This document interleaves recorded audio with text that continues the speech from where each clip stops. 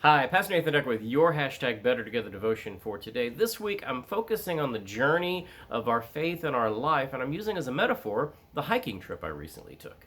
And so, one of the things that happens on the AT Trail, the Appalachian Trail, is that there are lots of shelters and campsites specifically designed so that nature gets enjoyed and people stay in certain places close to the trail or on the trail rather than suddenly having a campfire where there was beautiful woods before and destroying it somehow. It limits our impact as we strive to leave no trace, so to speak, as we're camping. And one of the things that this leads to is that you end up bunking or camping with strangers. I met lots of people on the trail. I met folks coming and going as they would pass me or I would pass them. Most of the time they passed me. Or I'd meet people coming the opposite direction as I was heading south and they were heading north, or I was heading north and they were heading south. And everyone had this kind of community effect.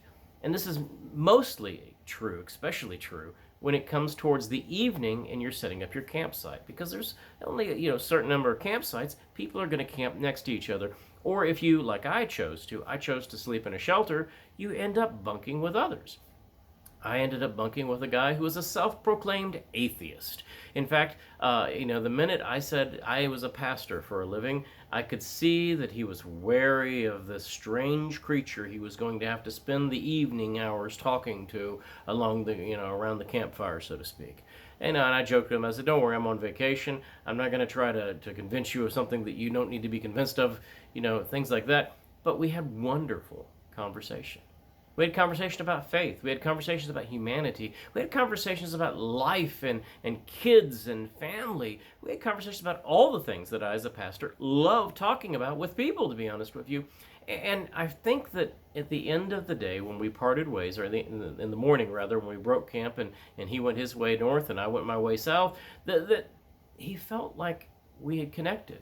He told me, his real name, and I told him my real name, and we had the ability to truly connect with each other on Facebook or any other way possibly.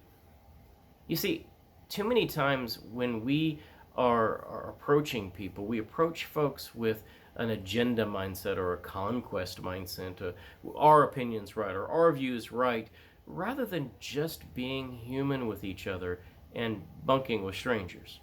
The Apostle Paul seemed to have a gift for this, in that he would approach people and convince them to follow the faith simply by being faithful and showing love and preaching and proclaiming the grace of Jesus Christ.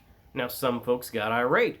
Usually they got irate, though, not because they were convinced or Paul was even trying to convince them, but because of the other people that Paul had convinced, the ones that they wanted to know that they were right. I see too oftentimes in our own society a reflection of this, that we get on Facebook or social media, or that in person we get into arguments or disagreements, and because we know with certainty that our view and our opinion is right, that we deny the diversity of ideas to flow. We deny an openness to dialogue and conversation and curiosity that oftentimes leads us to find Christ, that leads us to find places of being human. Be better together. Bunk with strangers. Bunk with atheists. Bunk with whoever you encounter along the trail.